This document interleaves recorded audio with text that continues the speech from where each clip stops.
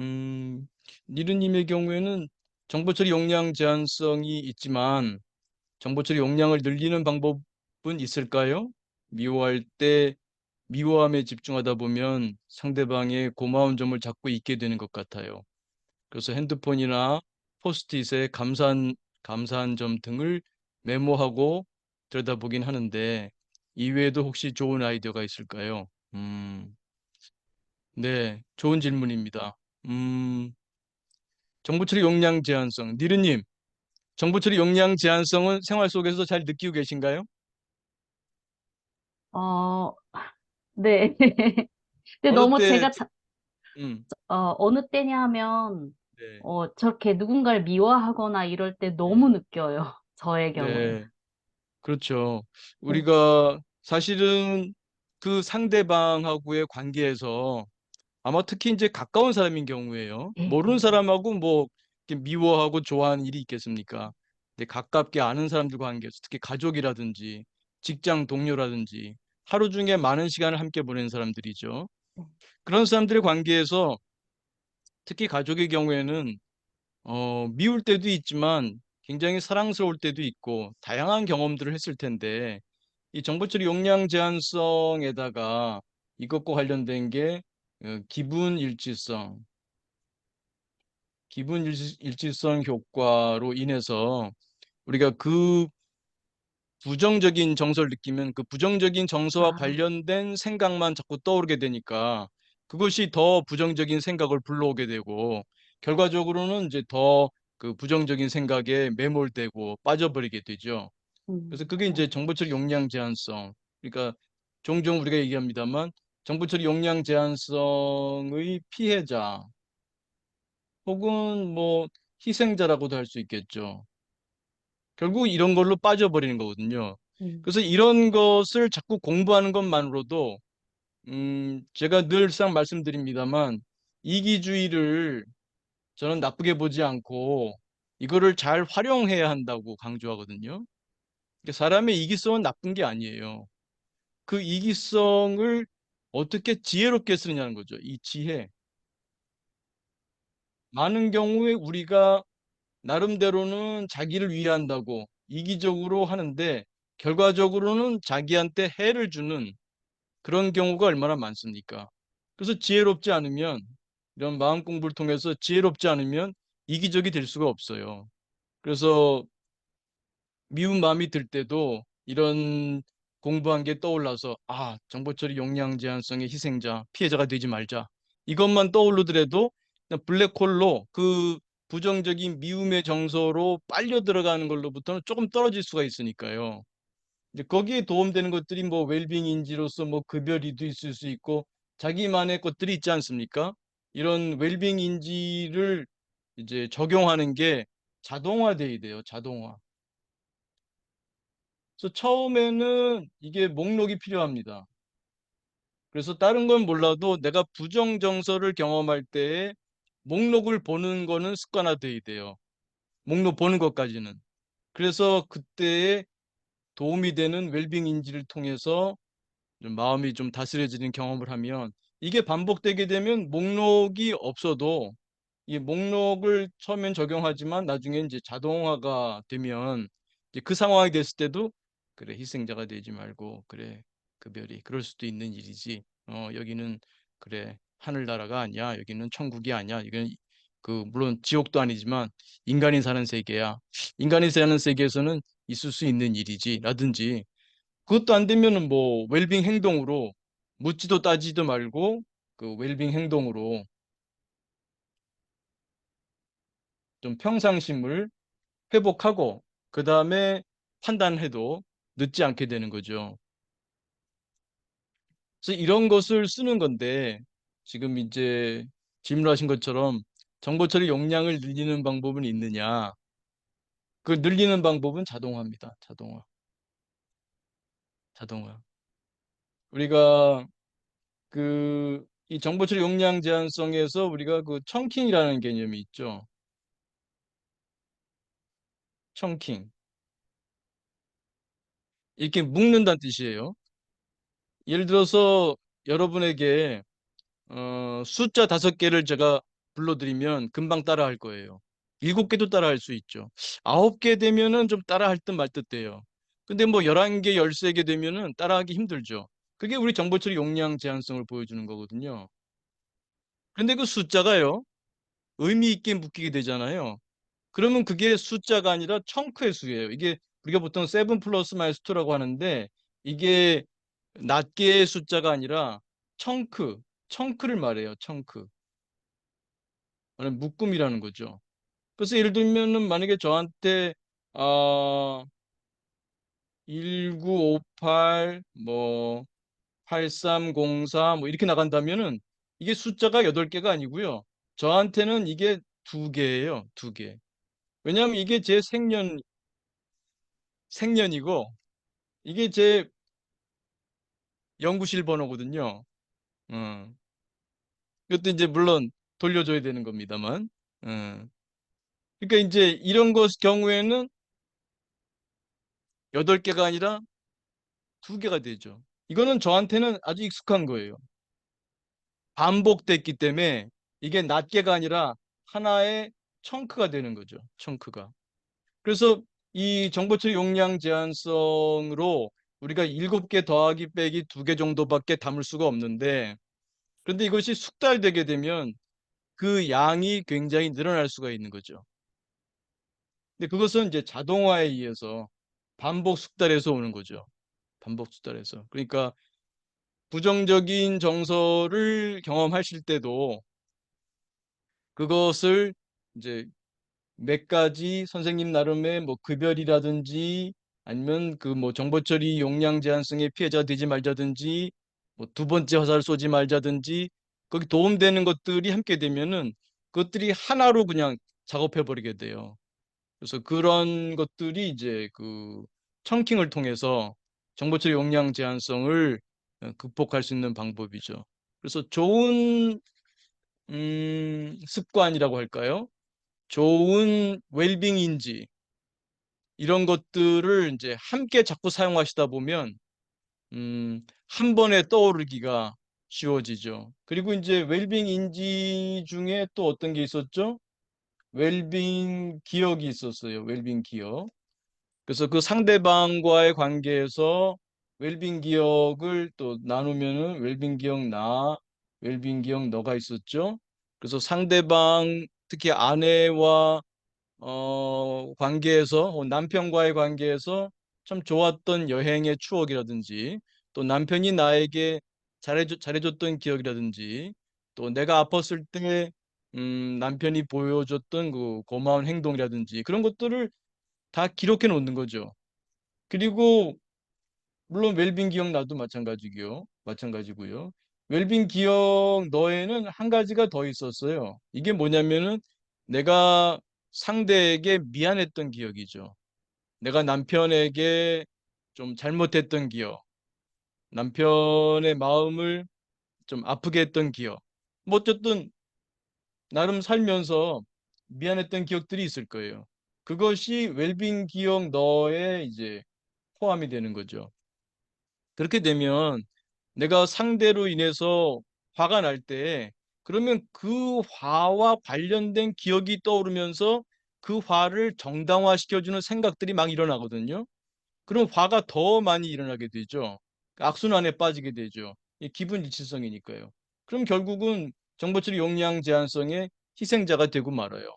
나중에 이제 기분이 좀 돌아왔을 때는 좀 후회가 되는 거죠. 아니면 거기서 뭐 어떤 말을 하거나 행동을 해가지고 그건 주워 담을 수가 없잖아요. 그런 경우에는 나중에 후회가 되더라도 돌이키기가 힘든 경우도 생길 수가 있습니다. 그래서 이럴 때는 묻지도 따지도 말고 웰빙 행동으로 도망가기. 혹은 적어도 웰빙 인지로 해결되면 제일 좋고요. 웰빙 인지로 해결되면 제일 좋고 안 되면 웰빙 행동으로 일단 도망가야죠. 그래서 정서를 좀 평상심으로 찾고 난 다음에 하는 방법이죠. 근데 이것도 제가 자동화 말씀드렸잖아요. 그래서 그 웰빙 기억을 이런 미운 마음이 들 때, 화가 날 때 이 목록을 통해서 떠올리는 연습을 하게 되면 이게 자동화가 되거든요. 이게 연합이 되는 거예요. 여기서 마치 1958이라는 숫자가 따로따로 있지만 이게 자꾸 사용하니까 하나로 이게 연합이 돼서 하나의 청크가 되는 것처럼 그런 그 사람에 의해서 화가 날 때도 그런 웰빙 기억이 떠오를 수 있고요. 또 하나 또 도움되는 것은 마음사의 이론이죠. 우리가 살다 보면 상대가 밉거나 상대가 한심해 보이거나 상대가 정말 싫은 경우가 생길 수 있거든요. 그럴 때도 아, 마음은 사회지. 마음 사이로는 크게 세 가지잖아요, 특징이. 내 마음은 여러 나들로 되어 있다. 여러 나들이 사는 사회다. 두 번째는 그 나들은 정해져 있지 않다. 세 번째는 너의 마음도 사회다잖아요. 그러니까 상대방한테 화가 날 때도 상대방 마음이 하나가 아니잖아요. 우리가 인간은 신이 아닙니다. 인간에게는 굉장히 못난 부분이 많이 있어요. 선생님들 우리 자신을 돌아봐도 악한 부분 있습니까? 없습니까? 내 안에. 악한 부분이 있어요. 선한 부분도 물론 있죠. 또 내 안에는 굉장히 찌질한 부분도 있습니다. 매우 이기적이고 못난 모습들이 있습니다. 그런데 정보 처리 용량 제한 때문에 정보 처리 용량 제한 때문에 우리가 한번 그 사람의 그 못난 모습을 마음에 들지 않는 모습을 떠올리면 그것과 관련된 기억들이 떠오르면서 그 사람을 평가해 버리게 돼요. 마치 정죄하듯이 그 사람은 이런 사람이야. 혹은 뭐 어떤 사람들은 그 사람의 민낯이 드러났어. 근데 왜 민낯은 왜 꼭 나쁜 것만 있죠? 우리 모두 성악설인가요? 우린 전부 성악설을 믿나요? 우리는 화장하지 않은 민낯은 전부 나쁜 걸로만 돼 있나요? 그것도 저는 우리가 갖고 있는 스테레오타입 중에 하나인 것 같아요. 건강하지 않은. 그러니까 우리 안에는 여러 나들이 사는 거죠. 여러 나들이 있고, 그래서 그 사람이 지금 좀 찌질한 모습에 나가 나타났구나. 그 사람의 못난 나가 나타났구나. 그러나 그 사람 마음 안에는 사랑스러운 나도 있고, 굉장히 정의로운 나도 있고, 멋진 나도 있다는 것을 염두에 둘 수 있다면, 그러니까 이런 것도 이 대인 관계에서 실망을 하거나, 화가 나거나, 미울 때 마음사 이론을 떠올리는 것도 상당히 도움이 됩니다. 그래서 적어도 그 당장은 화가 가라앉지 않더라도 그 도를 넘는 그런 말은 하지 않게 돼요. 우리가 싸워도 금도가 있어야 한다고 하는데 도를 지나치는 말을 하지 않게 돼요. 아, 내가 지금 정말 화가 나.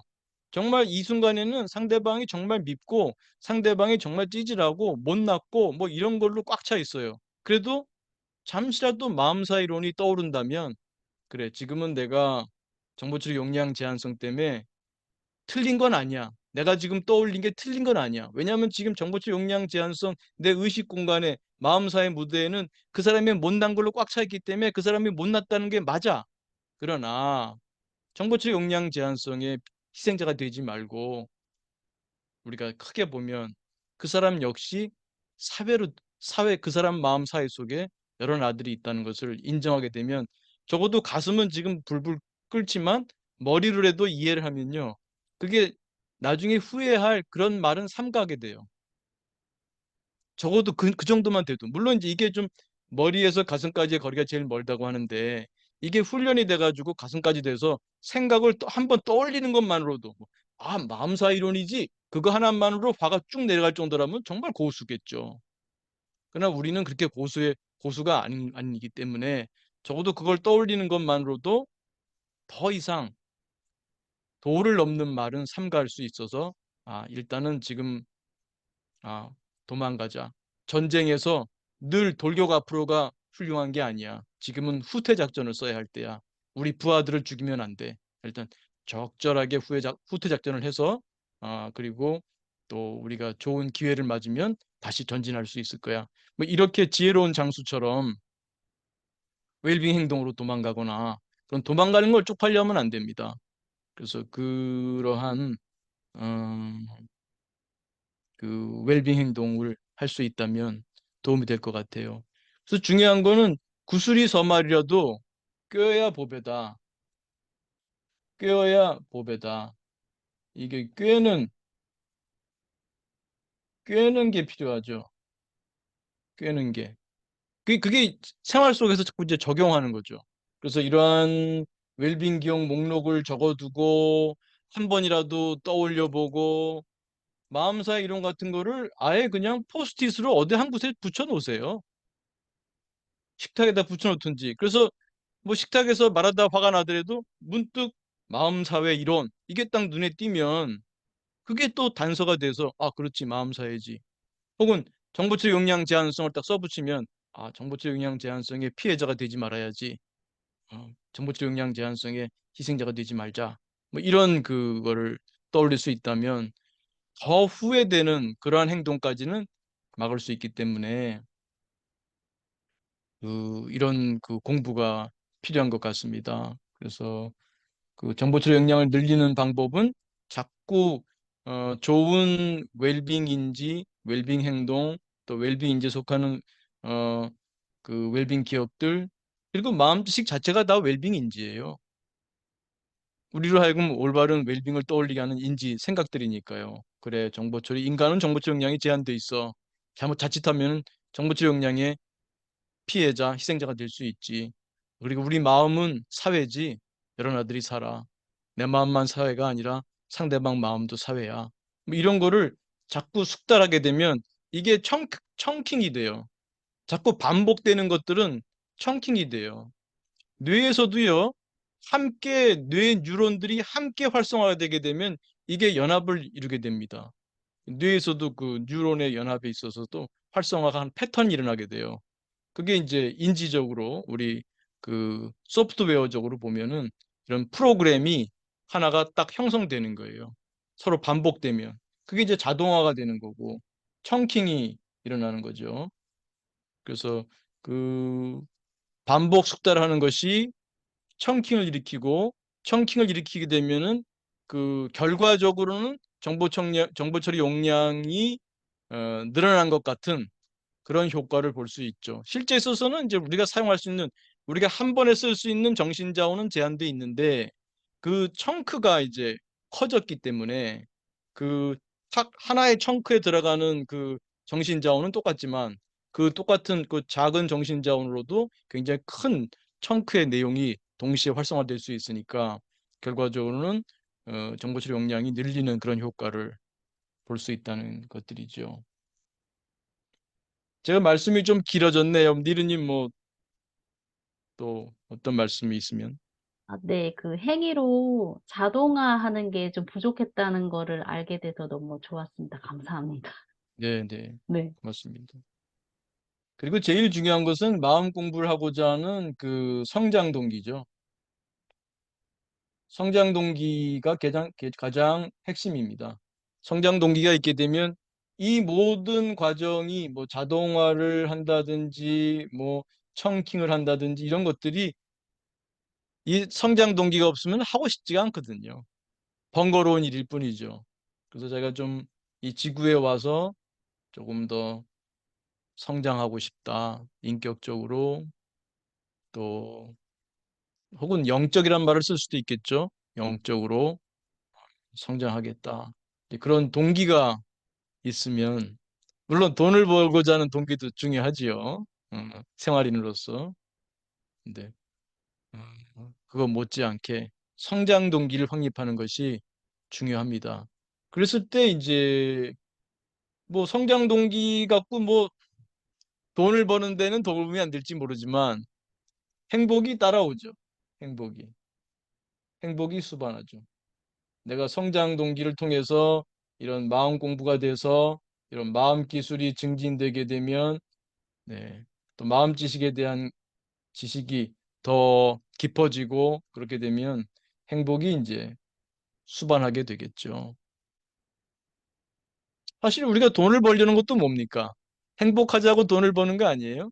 그렇게 보면은 마음 공부는 눈에 보이는 돈을 버는 건 아니지만 행복을 가져다 준다는 점에서 돈 들이지 않고 남들은 돈을 많이 벌어야 행복을 얻는다고 생각하는데 뭐 그런 점도 없진 않겠습니다만 그러니까 궁극적으로 행복을 가져온다는 점에서는 이것도 뭐 재테크 아닐까요? 어떤 사람이 그러더라고요. 돈을 많이 버는 게 재테크잖아요. 건강이 재테크다 그러더라고요. 건강이 재테크다. 그렇지 않겠어요? 돈을 뭐 많이 벌면 뭐해? 한 번 아파가지고 뭐 암에 걸렸다, 뭐 어땠다 그러면 그 병원비가 만만치 않을걸요? 그러면 돈 다 까먹잖아요. 그러니까, 무슨 주식을 하고 뭐 어떻게 해서 돈을 버는 건 아니지만, 건강한 게, 아주 좋은 수승한 재테크겠다. 그것처럼 이 마음 공부가 이 재테크가 될 수도 있겠구나. 궁극적으로는 우리가 이 돈을 버는 것도 행복하고자 하는 거라면 이 마음 공부를 하면은 이제 행복이 증진되니까 돈을 버는 것처럼 그런 효과도 있는 게 아닌가. 뭐 요즘 자본주의를 살아가는 우리가 재테크에 관심 많아서 한번 재테크와 함께 말이 되는지 안 되는지 모르겠습니다. 한번 연결시켜 봤습니다.